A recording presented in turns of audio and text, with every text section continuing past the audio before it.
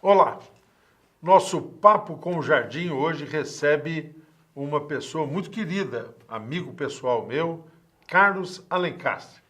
Bem-vindo, Carlos. Muito Uma obrigado. alegria Muito recebê-lo obrigado, aqui. secretário Arnaldo Jardim. É muito bom estar aqui com você nesse programa. E estou aqui à disposição para suas perguntas, para algum esclarecimento que você quiser. O Carlos é engenheiro civil. O Carlos dirige a nossa Associação de Engenheiros, Arquitetos, Agrônomos da cidade de Ribeirão Preto e tem um papel muito importante também no DAEE, o nosso Departamento de Água e Energia Elétrica, que é o Departamento de Águas de São Paulo, onde ele tem a função de ser diretor regional. Quanto tempo você está aqui, Carlos? Eu estou aqui em Ribeirão desde... Bom, eu vim fazer faculdade aqui.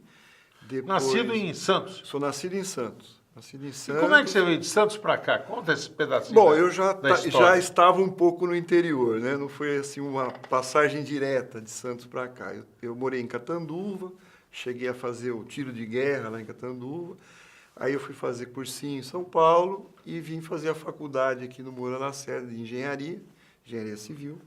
Vim para cá em 71. E estou no Departamento de Águas e Energia Elétrica desde 76. Eu me formei, fui trabalhar lá em Novo Horizonte, que tem um departamento lá também, e depois me transferi para cá depois de 2 anos e estou aqui desde então, desde 1977. Eu retornei a Ribeirão. Uma pessoa querida, humana, líder. Hoje é referência para nós que somos engenheiros, o Carlos, por toda a sua atividade. Mas aqui, em meio a tantas questões que poderíamos escolher, aquilo que tem sido o foco do seu trabalho. Nós vamos falar de recursos hídricos, de água. Água que é a bênção da natureza. Água que traz vida. Na agricultura, então, sem água, nem pensar. Nem pensar. A agricultura é tudo, né? Mas a água maltratada também é uma água que causa erosão, retira a parte arável do solo, assoreia córregos. A água precisa ser bem cuidada, né, Carlos? Sim, precisa ser bem cuidada, principalmente na agricultura. Eu entendo que o agricultor cuida bem da água, eu acho que não há nenhum problema nisso. É até um produtor de água quando ele preserva suas matas ciliares dos nossos rios, das nossas nascentes. Eu entendo que a agricultura até cuida muito bem da nossa água. A água é um pouco judiada quando ela está na área urbana, né, no setor urbano, quando ela recebe esgoto sem tratamento, quando ela recebe outros tipos de poluentes, aí, às vezes difusos, né, em vários pontos, e acaba prejudicando e muito a qualidade dessa água. O Brasil tem uma das maiores reservas de água potável do mundo. Acho que é a terceira maior reserva de água potável do mundo, né? Segunda ou terceira reserva, é isso, em termos Carlos? de água subterrânea, o aquífero Guarani é o terceiro ou quarto grande manancial de água. Aquífero Guarani. Muitos sabem, mas nós temos aqui um especialista, nós temos que abusar bem dele para aprender melhor ainda. Aquífero Guarani, ele está aqui profundidade média, o aquífero Guarani? Bom, ele aqui em Ribeirão Preto, que é uma das franjas que a gente chama da área de recarga, ele está relativamente raso, cerca de 150 metros. 150 metros você já começa a encontrar essa formação, né? Esse arenito, que é o arenito Botucatu, e da onde é extraída a água. Mas ele mergulha no sentido do Rio Paraná, chegando até a 1.500 metros. Isso o que é, minha gente? É uma grande reserva de água que existe encaixada entre rochas, que pega aqui do estado de São Paulo, vai em direção ao Paraná, chega até a Bacia do Prata, na Argentina. Qual é, basicamente, a região do chamado aquífero Guarani? O Guarani, na realidade, ele pega desde Goiás, Mato Grosso do Sul, Minas Gerais, São Paulo, uma grande região de São Paulo, Paraná, Santa Catarina e Rio Grande do Sul, aqui no Brasil. São 8 estados. Depois ele pega uma parte do Paraguai, uma parte da Argentina e uma parte do Uruguai também. Portanto, é um aquífero internacional, um aquífero transfronteiriço, como ele é conhecido. Eu ia até começar por outros assuntos, mas nossa conversa engatou nisso, eu vou abusar um pouquinho mais. porque tem algumas questões. Vou fazer um ping-pong com você no aquífero Guarani. Primeiro, eu tenho visto gente dizendo o seguinte: olha, nós estamos começando a contaminar o aquífero.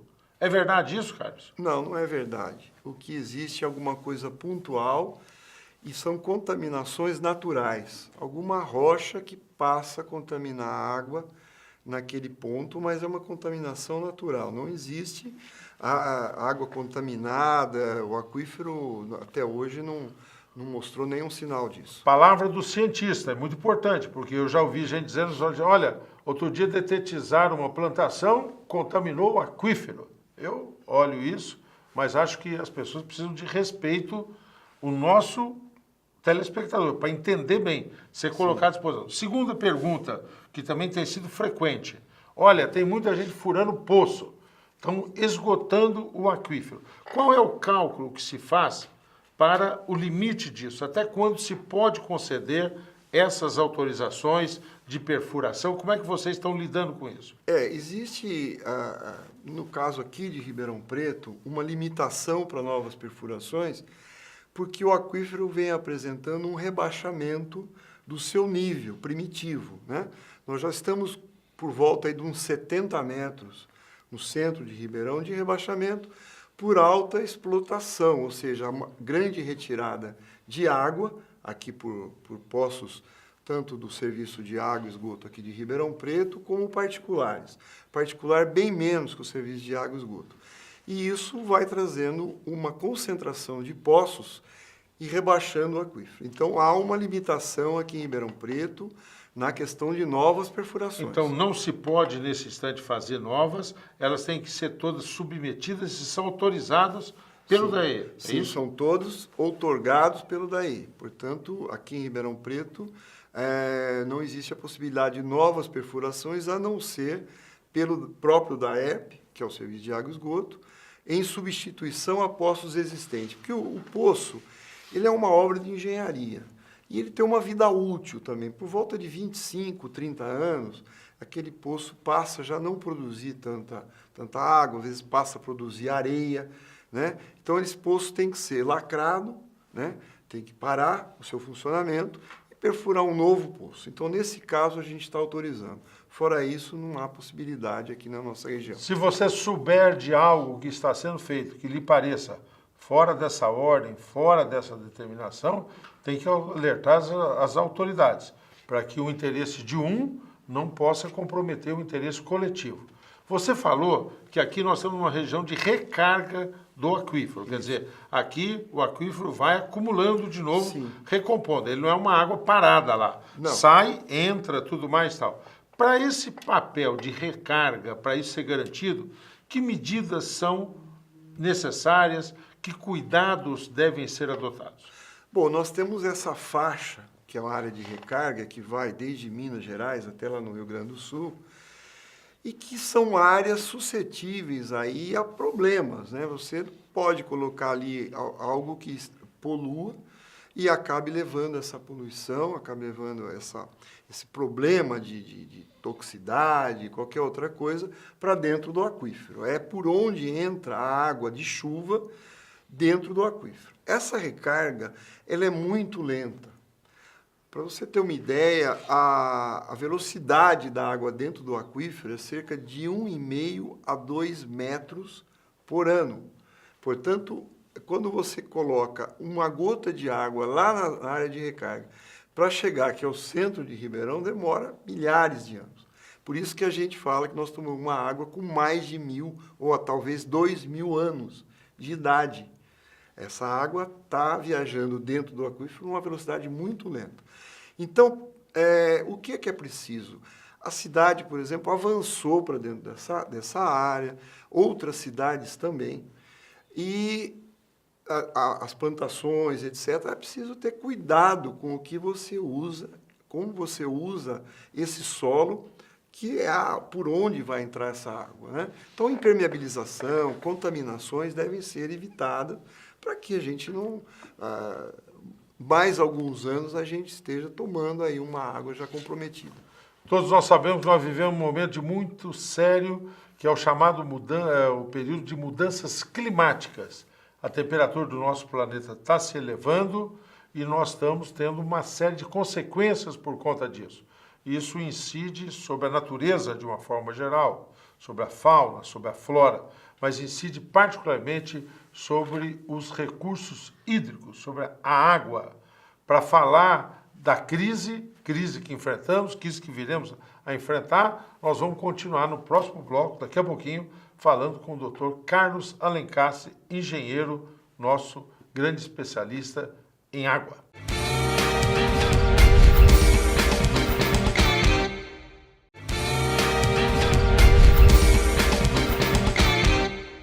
Papo com o Jardim recebe hoje Carlos Alencastre, especialista em recursos hídricos e em água, um dirigente que orgulha a todos nós. Carlos, muito obrigado por essa intervenção inicial, Aquífero Guarani, todo mundo ficou aí ansioso, é um tema tão sensível, né? E nós terminamos falando de mudanças climáticas. Eu assumi a Secretaria da Agricultura no meio da chamada crise hídrica, a maior seca que São Paulo enfrentou nos últimos 100 anos. Verdade. Logo que começou, disse assim, olha, não pode mais agora ter água para qualquer tipo de irrigação. A agricultura consome uma enormidade de água. São coisas como nós fomos enfrentando. Algumas eram justas, e nós tivemos que tomar cuidado, disciplinar o uso, orientar. Outras eram preconceitos. Por exemplo, você dizer que para cada quilo de carne você consumia 15 mil litros de água.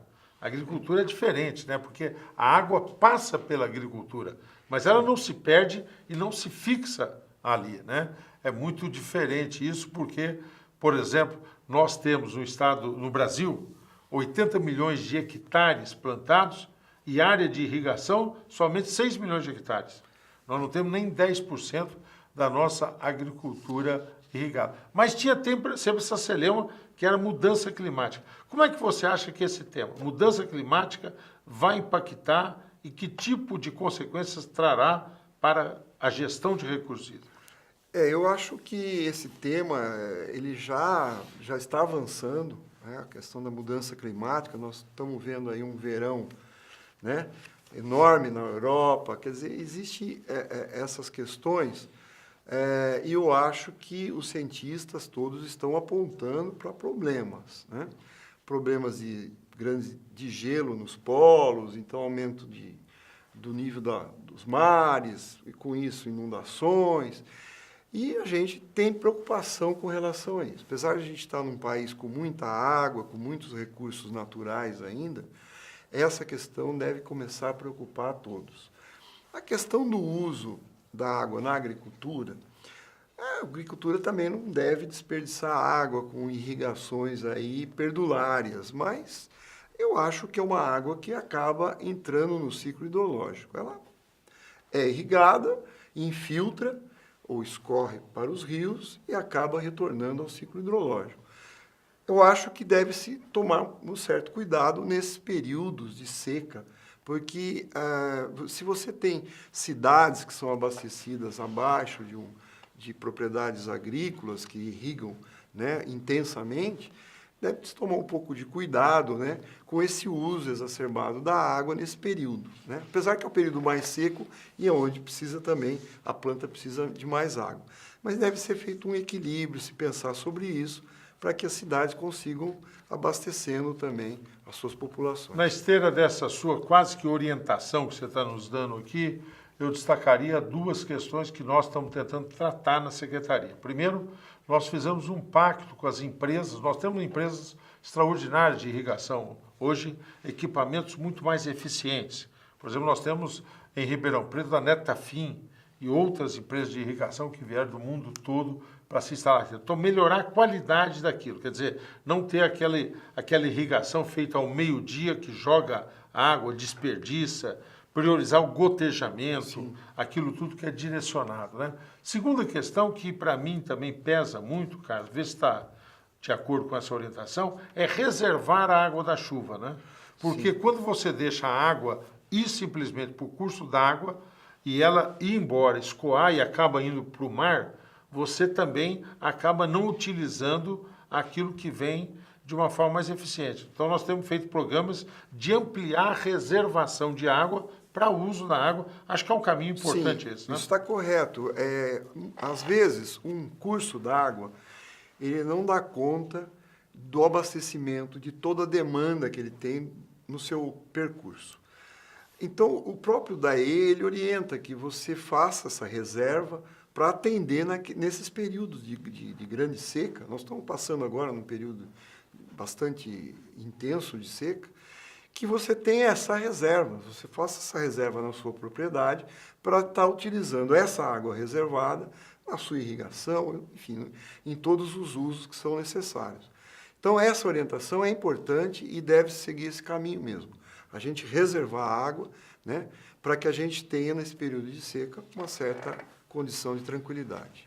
Uma questão que eu tenho muita também entusiasmo, convicção de que é um bom caminho, é fortalecer os comitês de bacia hidrográfica. Quer dizer, o que é uma bacia hidrográfica? Desculpe perguntar isso para você, você é um especialista, mas nós temos pessoas que estão interessadas. Explica para a gente, Carlos, o que é uma bacia hidrográfica e como funcionam esses comitês, por favor. Os comitês de bacia, assim como o DAE também, ele funciona em bacias hidrográficas. O que é uma bacia hidrográfica? É o limite da drenagem, ou seja, aquela gota de chuva que cair e vier para aquele rio, esse limite é que é o limite da bacia hidrográfica. Nós aqui em Ribeirão Preto estamos na bacia hidrográfica do Rio Pardo, né? E nós temos algumas subbacias, por exemplo, a do Ribeirão Preto e outras, que estão dentro da bacia do Pardo, né? São bacias, são subbacias que contribuem para o Rio Pardo, ou seja, o Ribeirão Preto acaba desaguando no Rio Pardo. Então, a gente trabalha nessa bacia do Rio Pardo, que é uma bacia interestadual, né? O Rio Pardo nasce em Minas Gerais e deságua depois do Rio Grande. E como funcionam os comitês, Carlos? Os comitês, eles funcionam nessas bacias ou subbacias, nessa área total da bacia, e eles têm o propósito de recuperar ou manter a qualidade da água e a quantidade da água, principalmente. Então, os comitês, uma lei que criou esses comitês, eles funcionam interagindo com a sociedade e o Estado e os municípios. São comitês aqui no Estado de São Paulo que funcionam de forma tripartite, com a sociedade organizada participando, com os governos municipais, os municípios, e com a participação também do Estado. Eu tive uma alegria muito grande. Quando exerci o meu primeiro mandato de deputado federal, logo no comecinho, nós começamos a Constituinte Estadual, fazer a nova Constituição do Estado de São Paulo. O Ulisses Guimarães havia comandado em Brasília a Constituição Federal e nós tínhamos que fazer aqui. E acabou sobrando para mim. Eu tinha 29 para 30 anos quando me elegi, tá certo? E eu fiquei lá, autor do relator, fiquei como relator do anteprojeto da Constituição, e introduzi lá comitês de bacias hidrográficas e fazem esse trabalho. Compatibilizam, tem recurso, o FEHIDRO, né? Um dinheiro que tem, e ali se discute os projetos, quer seja do município, quer seja de uma entidade, que vão ser atendidos, sempre com esse objetivo de cuidar da água de uma bacia, no caso aqui na região de Ribeirão Preto, da bacia do Pardo. Isso. Quando é lá na região de Bauru, é na bacia do Peixe, tá certo? Isso. Quando é no Vale do Paraíba, na bacia do Paraíba, ou do Ribeira do Iguape, ou no Paranapanema, todos aqueles que compõem as bacias hidrográficas. São quantos no estado de São Paulo? São 21 comitês para 22 regiões hidrográficas, bacias hidrográficas. Nós temos o Aguapeí e o Peixe que se juntaram, são dois rios paralelos, se juntaram e formaram só um comitê. Portanto, 22 regiões hidrográficas, 22 bacias e 21 comitês, funcionando plenamente todos aqui no estado de São Paulo. Cuidando bem desse bem maior que é a água. Vamos falar um pouco mais agora sobre o Carlos Alencastre, engenheiro, militante, líder também da engenharia, no próximo bloco, daqui a instantes.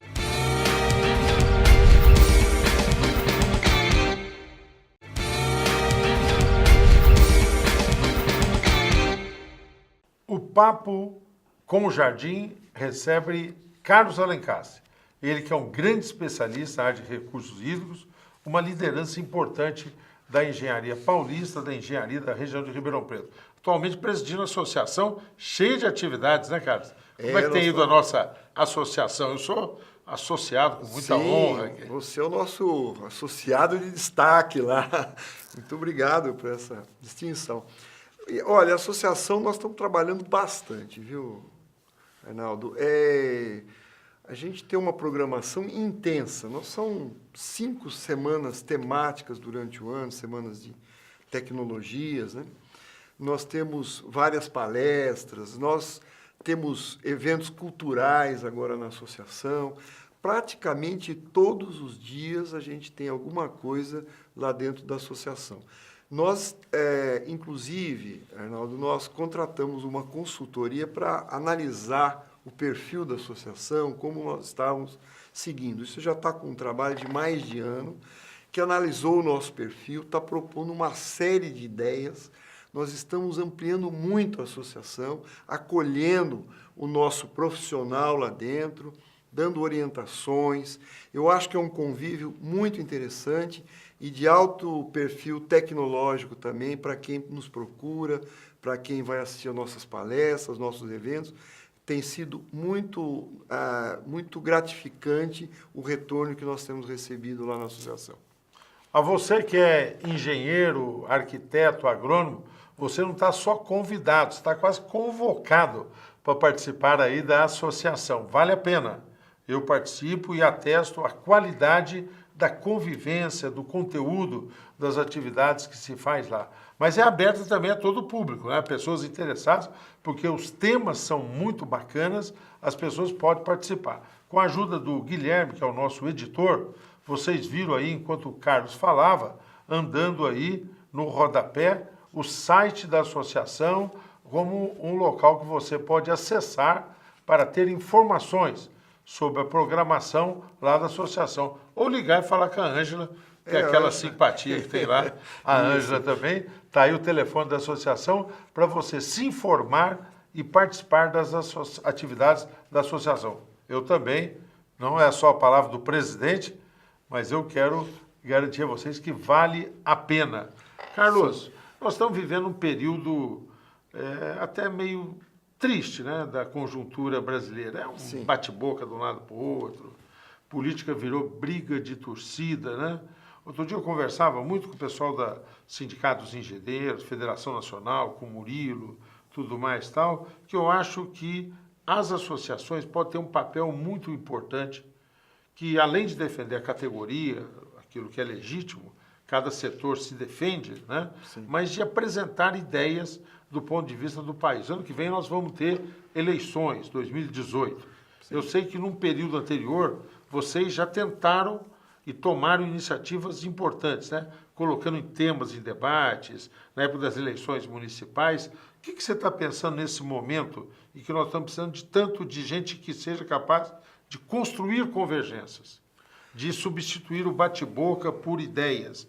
Como é que você pensa que a associação pode tomar iniciativas? Eu acho que trazendo pessoas para discutir problemas, trazendo ideias, né, que possam ser debatidas e lançadas, a associação tem um papel importante na questão profissional dos arquitetos, dos agrônomos, dos engenheiros, de um modo geral. E eu acho que a gente trazendo esse diálogo lá para dentro, nós vamos estar difundindo ideias, boas ideias para todo o país. Eu acho que a associação não é política, mas ela tem que defender ideias construtivas para esse país.